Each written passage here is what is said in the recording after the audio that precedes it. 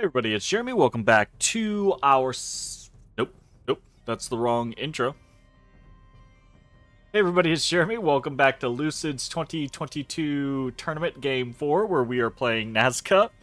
It's turn 73. I'm here, present, I guess. My brain might not be, though. Let's kick things off, shall we? We got a little bit of research. Enchantment 8 completed. Fuck yeah! Turn 73, Enchantment 8 isn't exactly like a quick milestone, but we got here. We're doing things. That matters. At the end of the day, that's going to be a very big boon for us. That's going to matter for a lot of the fights going forward. And now we're going to run up some alteration and cross our fingers. So, next up, we actually have a throne is claimed.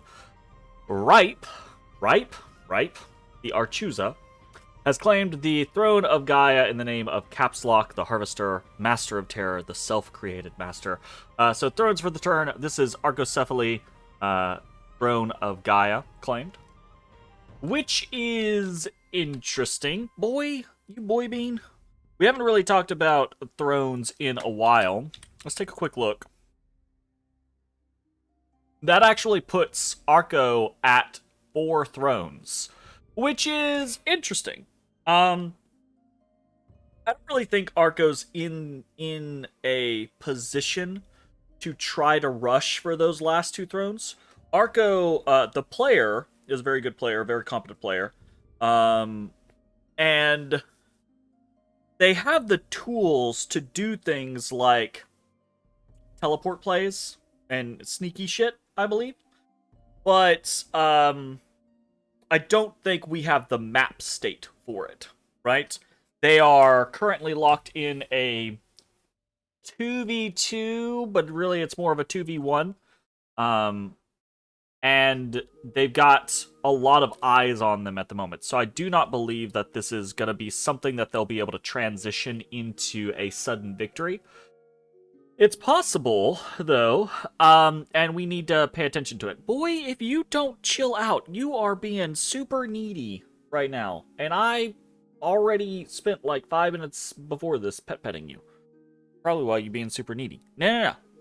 Swimming at me. You quit that. I'm gonna hold those paws. If you don't, I'm gonna hold them. Like, give me these paws. That's how I have to get him to quit.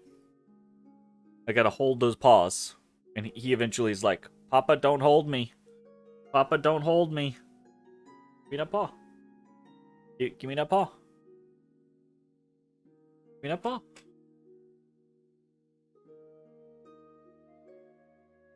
No, boy. Boy. Get out there. You lay down. Be nice. Okay. So that's an interesting kind of turn of events, but not something that I think we are super especially worried about. We'll try to keep an eye on things, and we'll do what we can, right? But our plans must proceed in motion. We've done a little bit of ritual casting, and specifically the only thing to really check is, what did our transformation get us? Echidna's transformation went wrong, and Echidna's mind was seriously damaged. Okay, that's not great, but actually, that's not that big of a deal. So, our Naiad that we have been kind of like wasting gems on, honestly, we've been kind of rolling, without a clear purpose or reason, just because it's been fun, randomed into a foul spawn. And typically a foul spawn is a really, really bad result because it typically gets you feeble-minded and you've lost a good mage. You're fucked, right? Not as big of a deal for us because we can remove feeble-minded with good old Mama Pacha.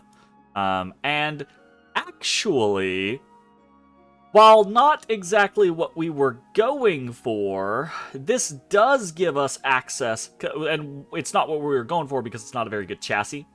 Partially that's because, I say partially, it's just a bad chassis. It's not a great chassis, stat-wise, but it does give us full slots, and we've got to move over to Mama Pacha, so we might be done with transformations at least for now. at least for like the foreseeable future. We got to go get this fixed before we can even try anymore, so we'll see later on down the road if we pick that back up. So, a bunch of other stuff, nothing really to report on, and then we have some battles to watch. I told you, I've been trying to get scouts out there, so I'm trying to see way more of what we can actually, get involved in. So, a bunch of battles, primarily Arco battles. Arco against Ulm in Sailor's Haven. So, we've got a little bit of Ulmish PD. We've got a Hoplite stack. We've got some Mystics here. And we've got a Hypastus commander in the back. Boy, you need to quit. No. You have been incessantly just pulling at my shirt for the last 4 minutes while I've been talking. You quit. You quit. You're done. I'm cutting you off. Okay, let's see what this group... Oh, it's just going to be mind burns. Okay, so they're just mind burning. In the concept of, like, if they go up against... Wow. Didn't even... Good gosh. Golly gee whiz. That's some effective mind burning. The AI had really good target selection there. They deleted that cavalry commander. Deleted some more of these. They route. Once they route, they're no longer targets that they care about. So they reprioritize and immediately start deleting others, including, holy shit, including the other commander. They just route the whole damn thing before anyone gets a chance to fight. That's kind of crazy. Good job. Nice. Very efficient. Then there is a fight between Arco and Vanheim in Lost Canyon Ridge. Another very small hoplite stack, backed up by an Archusa. What's she gonna do? Does she have any gems? She has no gems. So she's just kind of leading them around. Like, yeah, she's bark skinning.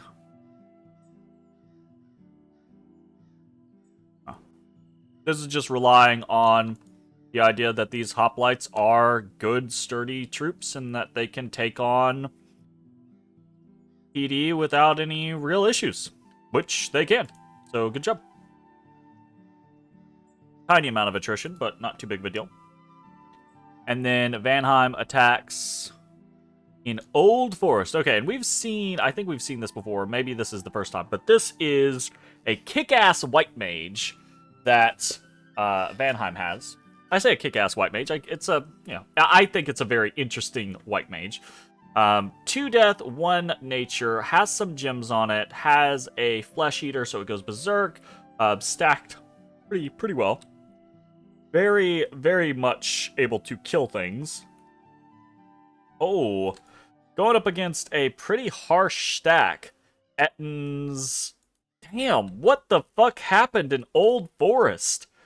This place is horrendous. Oh my god. Soul Vortex. Ooh, and immediately gets landed on. But, I mean, the landing doesn't really matter that much. Soul Vortex goes off, so now it's consistently healing. It did get... What is this? Paralyzed? Got something.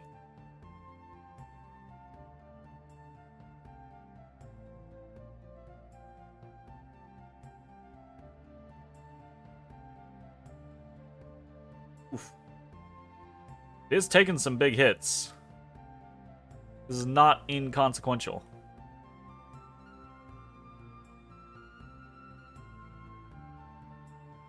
Jesus. A fucking basilisk is back here? God damn. This is a terrible freaking province. What happened here? How did it get this way? Oh my god. But I mean, good job on this white mage. Very well designed.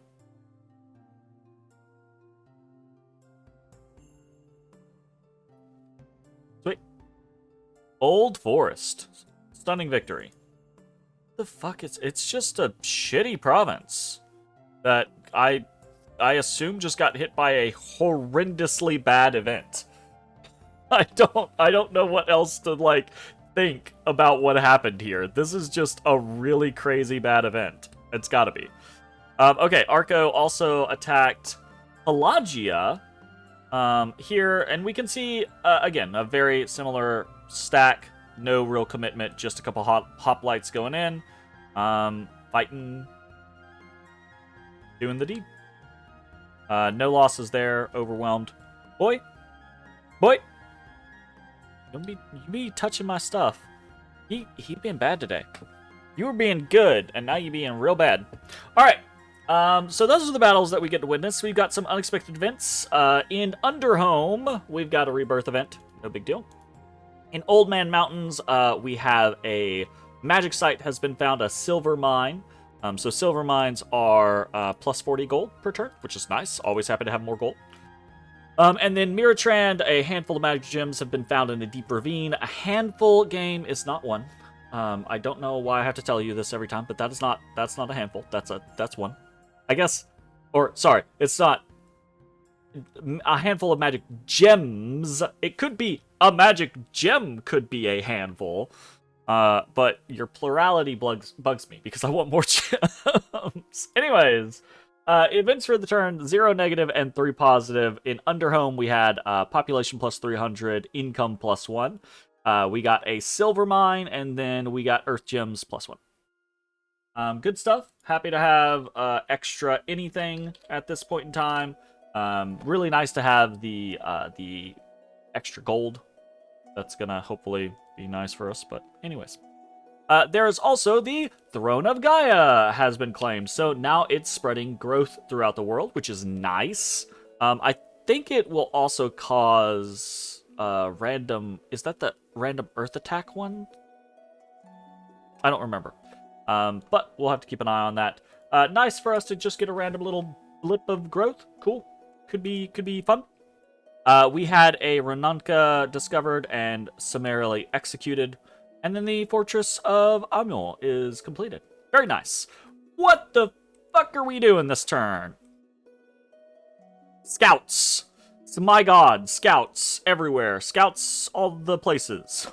We've got scouts moving out the wazoo. We've got 1, 2, 3, 4, 5, 6, 7, 8, 9, 10, 11, 12, 13, 14, 15, 16, 17, 18, 19, 20-ish scouts moving across the map, trying to really open up our field of view. Like, if you look back 10 turns, in the VODs 10 turns, we couldn't see, like, for more of this. Right? And we could see almost none of Pelagia.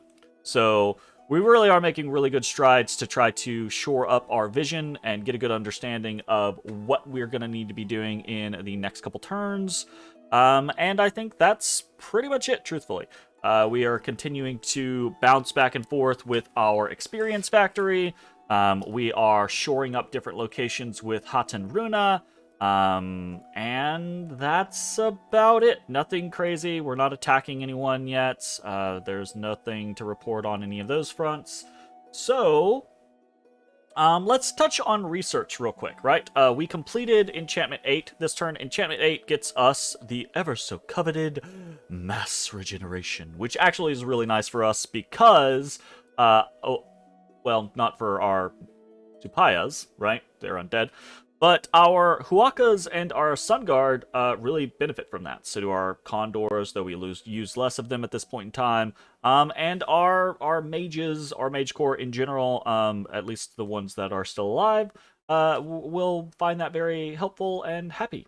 So great, fantastic. Mass Regeneration is just a nice thing to have. Potentially of more import than Mass Regeneration, but maybe not, is actually all of the Fens, right? Fire Fend, Thunder Fend, Frost Fend. I think Mass Regeneration is going to be super duper important for us, but all of the Fens are very helpful in making sure that we don't get completely obliterated by different elemental effects, etc., etc. I really did consider running up enchantment 9 to try to just go ahead and grab Gaia's Blessing. We can do something with Gaia's Blessing by basically snagging these gnomes, right? Throwing some nature magic on them very easily puts them up to Gaia's Blessing range, which is nice. Being able to throw out Gaia's Blessing without having to worry about all the other fins, including fucking serpents. What's it called? Serpent's Blessing, right? So that would be pretty nice. That being said, I do think that what we're going to get out of Alt 9 is more important for what we're coming up against, right? In what we're going to fight Pelagia with. I think that's going to be more important. So we're going to aim for that. I'm also curious about the idea of eventually making a play for Gift of Nature's Bounty or Arcane Nexus, but both of those are very, very long cons, right? Those are like 100 turns from now, just because of what we would have to invest, right? We have really bad nature income, so it would take, not 100 turns from now, 100 at turn 100-ish, right? It would take many turns, right? To accrue enough gems to try to make a Gift of Nature's Bounty play. Or, same thing for Arcane Nexus, right? And with the Arcane Nexus, we'd have to stop summoning Huacas in order to do that. And I'm not sure that is... I mean, sure, if we had Arcane Nexus and we could keep it up, yeah, absolutely, that would be fucking amazing. But I'm not sure that we would be able to do that, and thus I'm not sure that it's worth losing all of the Huacas that we would be getting between now and then, right? So that's kind of like my situation there. So anyways, moving on from there, going back to research, I think Alteration is really where we're going to get the most bang for our buck in the coming battles. We're going to get good things out of each level that we go here, right? Will of the Fates is going to be very, very powerful for us, just period, across the board. And then Quickening is actually going to be really, really strong for us as well, because we have the ability to include decent water mages in the vast majority of our battles. Increasing the watercaster level increases the area of effect, meaning you hit more people with this, which is really nice. It only costs 1 water gem, which we get through water lenses for free. It's rechargeable. We can never get gem baited out of it entirely, which is really nice. And this is a lot of boosted DPS, right? Quickening on Huacas or Supayas or Sun Guard or something like that is going to lead to some kick-ass cutting down of people. So pretty awesome. So both of those are really good. We also grab Warriors of Muspelheim, Warriors of Niflheim, which are just alternative ways of getting and Ground Army of getting our buffs off, aside from the Fens, right? And then Disintegrate actually is going to be super, super important for us, I will assume, because it's going to turn all of our Huron Priests into deadly individuals that can kill thugs if they're trying to raid into our lands, right? It is very hard to defend against everything that you want to defend against as a thug and also be able to kill things. Normally, you're going to see things like brands and vine shields and armor or defensive, like protection style armor or defensive style options, right? And it can be difficult to put in magic resistance into that type of situation. So a lucky Disintegrate, right, can just be like, boom, all your stuff is gone. Thanks.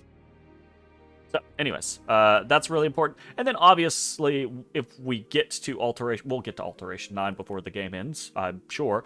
But if we get to Alteration 9 before we start a war with Pelagia, these are just the armies, right? Not everything else, but just Army of Gold, Army of Lead. It's going to be very, very valuable for us. Being able to throw this up, which is very easy for us, both with the Kings of Elemental Earth that we have obtained, but also just with any Huron Priest, honestly. Any Earth 2 Huron Priest can do this with a pair of boots, earth boots, right, and a summon earth power. So they literally, they're earth 3, they go summon earth power, and then they're earth 4, and then 4 gems, and they have an army of gold or lead up. That is a little slow comparatively.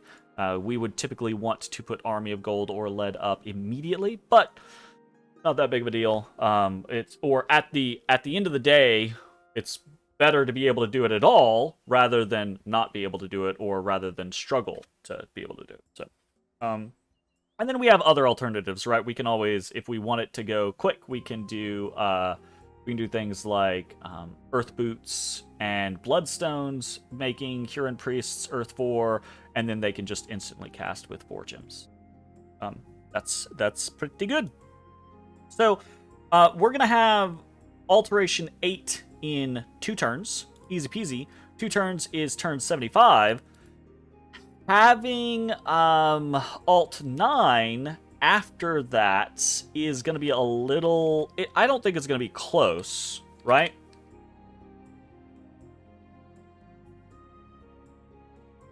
Right, like, unless we have to move... We're going to... 1, our research speed is going to go up, right? So it's going to be easy to get through the 8100 that we need. 2, unless we move a lot of mage... I say the first one. This is really the same thing. Unless we move a lot of mages, 1, our stuff is going to go up. If we move a lot of mages, our stuff's still going to go up, but it might not go up much more than this comparatively. Right, so we should be okay. And I don't think we're going to have to move a crazy amount of mages, although as we get closer to that turn 80 mark, we are going to have to try to get more people into position. So, alright, anyways, that's mostly it to talk about kind of like the game plan and where we're going, what we're doing, and etc. We are building up our little array of items, rings of water breathing, some magic resistance options, a couple little thugging pieces, boosters, lots of boosters here or there to try to make sure that we have enough people to cast all of these new battlefield buffs that we're getting. So, pretty important. Let's talk about recruitment for the turn, or mechanical actual things that we can talk about. Recruit for the turn, we have 2 Runankas, 1 Huron Priest, 1 Malqui Priest, 1 Akla, and 5 Sun Guard. Nothing super crazy to discuss here, except for the concept that we are still doing things like Lunankas and Aklas and things like that. I've kind of talked about why we're doing so many Huron Priests, because they're our best battlefield caster that's easily recruitable, and we're fishing for astral randoms, right? We want more astral randoms to be able to hit multiple portions of Pelagia's locations and discourage things like mine hunting, just so that we have opportunities to exploit them, basically. Akla is, we actually just need a couple of untainted Aklas to be able to do forgings and things like that, so is what it is. Let's talk about Nazcan recruits. We've got 63 Hatenruna this turn, actually. So that was a whole bunch that we got, which was kind of cool. And then we got 150 Long Dead Warriors, 13 recalled Supayas, 2 summoned Supayas for a total of 14 Supayas, and then 1 summoned Huaka for 7 Huakas. So, pretty cool. I think that is the first time we hit 150 Long Dead.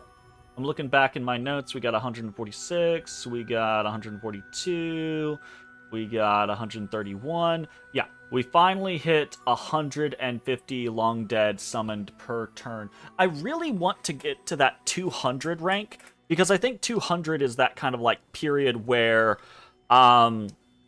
once you get to 200, you're kind of producing so many of them that it starts to get difficult to deal with, right? Now, don't get me wrong, right? Like, I say it starts to get... You can get to the point where you're producing 1,000 a turn, and people can still deal with them. It's just you have to have the right answers to deal with them. And this is a game of counters. Dominions is a game of counters, right? So, like, the answers that deal with 200 long dead being produced every single turn and then just sent at you in waves after waves after waves, those answers deal with that well, right? But then I have answers to those situations, right? Things like mind hunting, or we might have to go up conjuration. Oh nope, we're already there. I was gonna say go up conjuration 9, but manifestation, right? Manifestation is something that is super duper nice for us. We can't use it underwater, so that's less of a thing. But we can use earth attack underwater. So I send a stack of 100 long dead into a fucking province, and maybe it's backed up by like a Huron priest with some supayas, or it's backed up by I don't know, something. A water elemental caster, probably. And that in and of itself is a different counter, right? Like, you send in a thug that's going to kill all of those long dead and rout, but how are you dealing with the water elemental caster, right? How are you dealing with the supayas? Can you deal with the supayas in the exact same way, right? Do you have shock resistance for the supayas? Do you have high enough magic resistance to not get disintegrated, right? Do you have something to protect you when I then earth attack you in response, right? It's that type of shit. So, hopefully what we are preparing to do is going to be effective. We'll just have to see. Fingers crossed. What else do we got going on? We are continuing our surge of special recruits. Special recruits for the turn. We have 1 direwolf, 1 dustwalker, as is the norm. And then we have our added special recruits. We have 1 earth elemental, 3 earth gnomes, and 1 sylph. So very, very cool. Happy to have the additional recruits. We've discussed those a little bit at length in other scenarios or other videos, so I'm not going to go kind of crazy into those. Though I will say, at this point, we have... Oh, no, we'll have 6 Earth Gnomes next turn. And I've been looking at the Earth Gnomes more and more. These guys are actually kind of cool. They are poor amphibians, right? So their stats are not great underwater. However, they got a lot of HP, and they have built-in regeneration, right? And they've got poison resistance. So this is actually a potential option to kind of pair as a interesting front line with something like a Naiad, right? To do like a surprise foul vapors trap, right? With a wall of earth gnomes as kind of like blockers or defenders or something like that. I mean, long dead do the same job as well, right? Like they're basically immune to foul vapors, but they also die really quickly. So it's just something I've been kind of like thinking about, right? If we have 7 times 3 would be another like 30 earth gnomes or something like that by turn 80. If we're doing every turn summoning allies, we could get a decent little like front line of these earth gnomes and do some weird shenaniganry with them. That'd be cool. Be fun.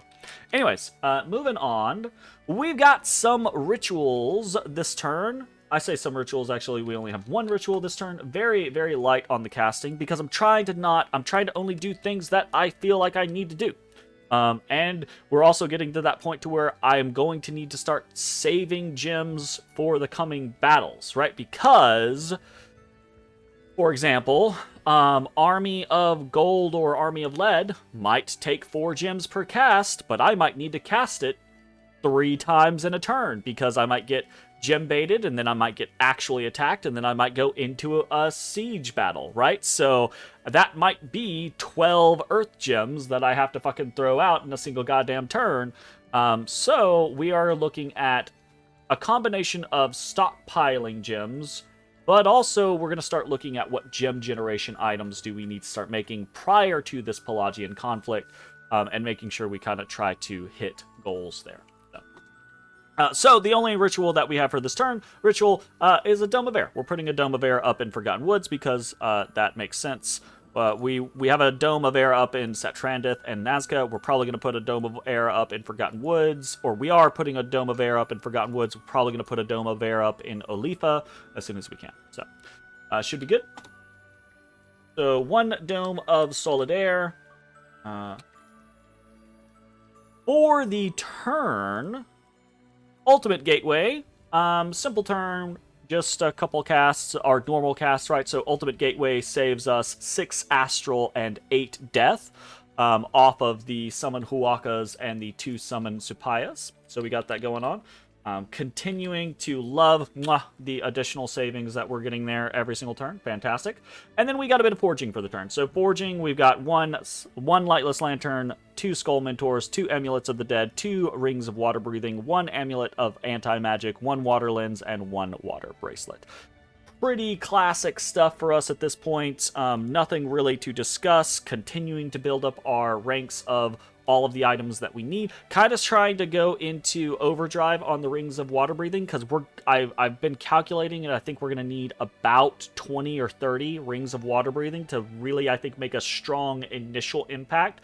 Then we'll probably need some more after that. We do have items like the Barrel of Air or the Pills of Water Breathing that we might be looking into doing as well. Maybe not the pills, because I don't think they have the greatest bang for our buck. I think the Barrel of Air is way, way, way better bang for our buck overall. So, just stuff that we're going to look at. And then, obviously, we're continuing to boost our Long Dead production through Amulets of the Dead, and continuing to boost our research through research boosters. And we're continuing to hope that things stay mostly in the status quo. It's a weird kind of vibe. It's been a weird kind of vibe here lately in the game. The fight, obviously, right? Like Arco has been messaging me. The Arco's player has been. We've been coordinating, right? Because I don't want Arco to get overwhelmed, and then the game just be over, right? But honestly, I don't want to jump in and attack Vanheim on the other side of Arco. Not just because I don't want to fight Vanheim prior to being ready to fight Vanheim, but 2, Arco is a problem in and of itself, right? Like, even if I were to jump on Vanheim and with the combination, right, Arco was able to start winning from the splitting, the kind of like focus. I did well against Vanheim. Arco did well against Vanheim. Vanheim started to get kind of reduced in size. That would be great, right? The problem is, Arco's the one with 4 fucking thrones at this point, right? And as we talked about at the beginning of the session, Arco, I don't think, is in a position right now to make a play for those other 2 thrones. But if they start winning against Vanheim, if they start winning against Ulm, right? Absolutely, they're in a fucking position to make a play for those other 2 thrones. There's literally a throne right here in Resting Heights and right here in Spires of Ascension, right? Like, 1000%. If Arco starts to win, right, then that absolutely creates this this situation, the scenario where, once again, we might not be able to impact things, and the game's out of our hands, right? So, or at least not in a positive manner, right? So, it's a weird situation where I'm basically like, yeah, I get it. It's a very bad thing if Vanheim beats you, right? If Ulm beats you is less of a bad thing, but if Ulm and Vanheim beat you, that's a bad thing. But right now, it's kind of just the thoughts and prayers, because if I go in on Vanheim, and that gives Arco enough space to start to roll back Ulm and Vanheim, then they might just win the game. So I think right now, kind of to cap that all off, right? I think Arco will fall to Vanheim and Ulm eventually. It's gotta, from a logical standpoint, it's gotta happen. The player is good, but they don't have the resources to deal with everything that they're going to face. Especially not if Pelagia is fucking with them on the occasion as well, right? So I do not think they're going to be able to win against Vanheim and all. However, I do think that the player is good enough to hold for a while. 10 turns, I mean, they've already been holding for 5 or 10 turns, right? Another 10 turns, another 20 turns, maybe, right? And another 10 turns is not quite enough. So if we see this blanketed in red in 10 turns, then we've missed our window. Pelagia is not really going to be the option. We're going to have to go all in on Vanheim, and that's really going to suck because we're not going to have the... We're preparing to fight Pelagia, which means we're probably not going to have all the shit that we need to fight Vanheim instead. And that's an issue. But if this isn't blanketed in red in 10 turns, right, then we absolutely can just throw our weight at Pelagia and hope that it works, right? And if 10 turns after that, this still isn't blanketed in red, my assumption is going to be we're going to see within 10 turns of us attacking Pelagia whether we've just made the biggest mistakes of our lives and Pelagia is going to rip us a new one, at which point, what does it matter? We're out of the game anyways, right?